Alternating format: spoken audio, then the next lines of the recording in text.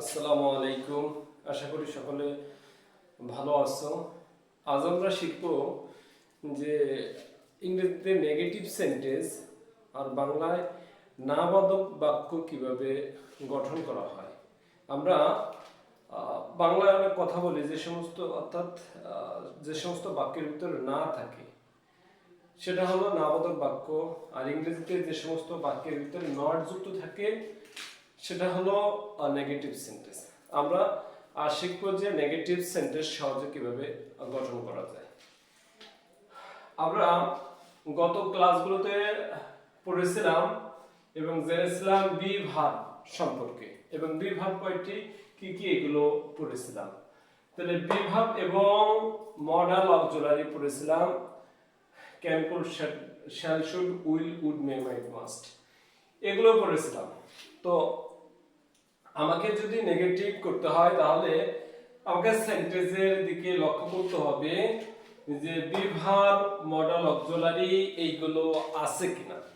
যদি সেন্টেন্সে be verb অথবা মডাল অক্সিলারি থাকে তাহলে এইগুলোর পরে শুধু নট যুক্ত করে দিলেই নেগেটিভ সেন্টেন্স হয়ে যাবে, অর্থাৎ নাবাদক সেন্টেন্স গঠিত হয়ে যাবে।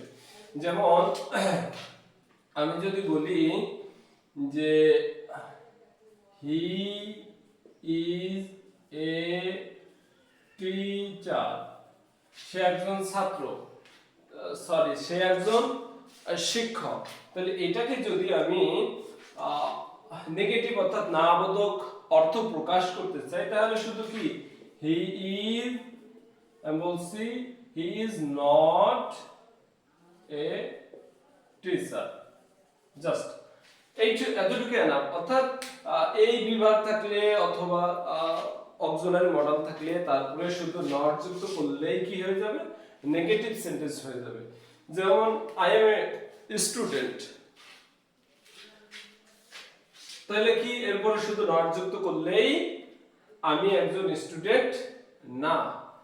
এইভাবে যত আছে, এরপরে you are a teacher, you are not a teacher, এরপরে you are a doctor, you are not a doctor. অর্থাৎ নেগেটিভ করার জন্য শুধু এই বিভাগ থাকলে এরপরে নট দিলেই হবে। এরপরে যদি অক্সিলারি মডেল থাকে এরপরেও নট যুক্ত করলে নাবাদক সেন্টেন্স গঠিত হয়ে যাবে। আমি অক্সিলারি মডেল দিয়ে একটা দেখাই। যেমন হি ক্যান স্পিক ইংলিশ, অর্থাৎ সে ইংরেজি বলতে পারে। তাহলে এর নাবাদক বাক্য কি হবে, সে ইংরেজি বলতে পারে না। শুধু হি, তাহলে আমি বলেছিলাম যে এগুলো থাকলে পরে শুধু নট যুক্ত করলে হি কান্ট অথবা ক্যান নট স্পিক ইংলিশ, এতটুকু যথেষ্ট। অর্থাৎ কথা কি, যদি বিভাগ থাকে, সেন্টেন্সে বিভাগ থাকে অথবা অক্সিলারি মডেল থাকে এরপরে নট যুক্ত করলেই নাবাদক বাক্য অর্থাৎ নেগেটিভ সেন্টেন্স গঠিত হয়ে যাবে। তাহলে আমরা এভাবে হাজারো অ্যাফার্মেটিভ সেন্টেন্স অর্থাৎ হ্যাঁবাদক সেন্টেন্সকে নাবাদক সেন্টেন্সে রূপান্তরিত করতে পারি। এরপরে কথা হলো যে বাক্যগুলোতে বিভাগ অক্সিলারি মডেল না থাকবে সেগুলো আমরা কিভাবে নেগেটিভ সেন্টেন্সে রূপান্তর করব, অর্থাৎ নাবাদক বাক্যে কিভাবে রূপান্তরিত করব। সেক্ষেত্রে কথা হলো গত ক্লাসে পড়েছিলাম যে প্রশ্নবোধক সেন্টেন্স গঠন করার ক্ষেত্রে এইগুলো অক্সিলারি মডেল, তারপরে বিভাগ না থাকলে আমাকে ডু অথবা ডাজ দিয়ে করতে হবে।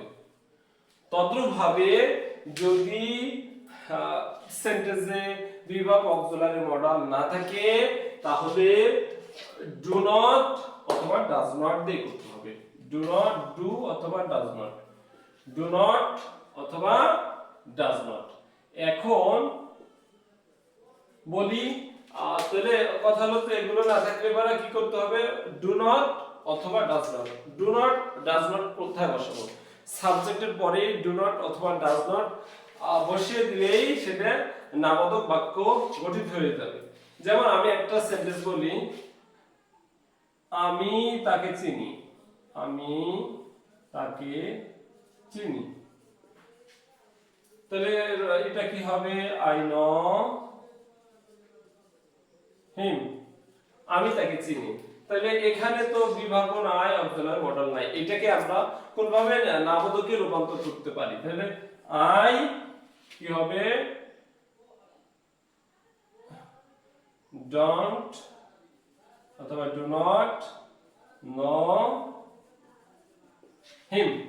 এইভাবে আমরা নামবোধক সেন্টেন্সে রূপান্তরিত করতে পারি। এখন একটা কথা হলো যে ডু নট এবং ডাজ নট কি সব ক্ষেত্রেই ব্যবহৃত হবে না। ডু নট ডাজ নট সব ক্ষেত্রে ব্যবহৃত হবে না, সাবজেক্টের ডিফারেন্ট অনুযায়ী ডু নট অথবা ডাজ নট ব্যবহৃত হবে। এখন বলি ডু নট ব্যবহৃত হবে কোন ক্ষেত্রে? আগে বলি ডাজ নট শুধুমাত্র থার্ড পারসন সিঙ্গুলার নাম্বারের ক্ষেত্রে। যদি subject third person singular number হয় সেক্ষেত্রে ডাজ নট হবে, বাকি সব ক্ষেত্রে ডু নট হবে। আবার লক্ষ্য করে শুনো, যদি subject third person singular number হয় তাহলে ডাজ নট দিলে হবে, আর বাকি সব ক্ষেত্রে ডু নট দিতে হবে। আমি দেখাই, যদি বলি রনি ভাত খায়, তাহলে কি হবে? Rony eats rice. তাহলে এখানে আমি নেগেটিভ করতে হলে কি? রনি, তাহলে এখানে কি দিতে হবে? Rony third person singular number, তাহলে কি? Does not eat rice. তাহলে কথা হলো যে যদি subject third person singular number হয় তাহলে ডাজ নট দিতে হবে, আর বাকি সব ক্ষেত্রে ডু নট দিয়ে কি করতে হবে? আমাকে নেগেটিভ সেন্টেন্সে রূপান্তরিত করতে হবে, অর্থাৎ বাংলা যেটাকে নামবোধক বলে থাকি।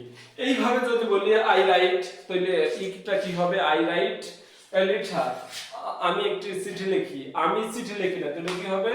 I don't write a letter, কারণ সাবজেক্ট ওয়াইজ ডট হবে। তাহলে শুধু থার্ড পারসন আমাকে মনে রাখতে হবে, থার্ড পারসন সিঙ্গুলার নাম্বারের সঙ্গে ডাজন্ট হবে, বাকি সব ক্ষেত্রে কি হবে? ডন্ট হবে।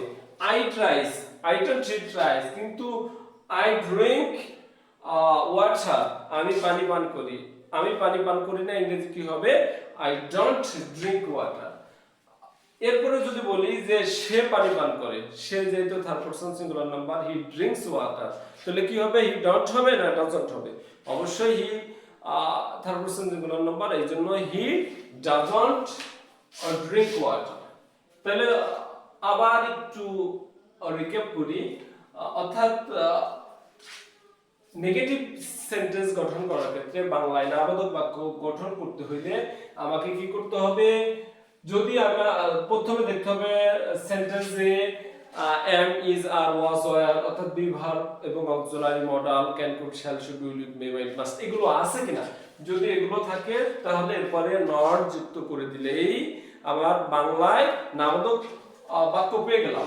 এবং এরপরে কথা যদি এগুলো সেন্টেন্সে না থাকে তাহলে শুধুমাত্র থার্ড পারসন সিঙ্গুলার নাম্বারের ক্ষেত্রে ডাজ নট দিতে হবে, আর বাকি সব ক্ষেত্রে ডু নট দিলেই নেগেটিভ সেন্টেন্স গঠন করা হয়ে যাবে। আমি আরেকটা উদাহরণের মাধ্যমে শেষ করি, যেমন আই প্লে ফুটবল, আমি ফুটবল খেলি। এখানে বিভাগ নাই, অক্সিলারি মডেলও নেই। তাহলে আই প্লে ফুটবল, এখানে কি নাই? অক্সিলারি মডেলও নাই, বিভাগ নাই। তাহলে কি হবে?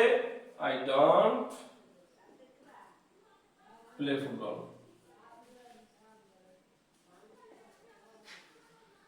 এখন যদি বলি যে হি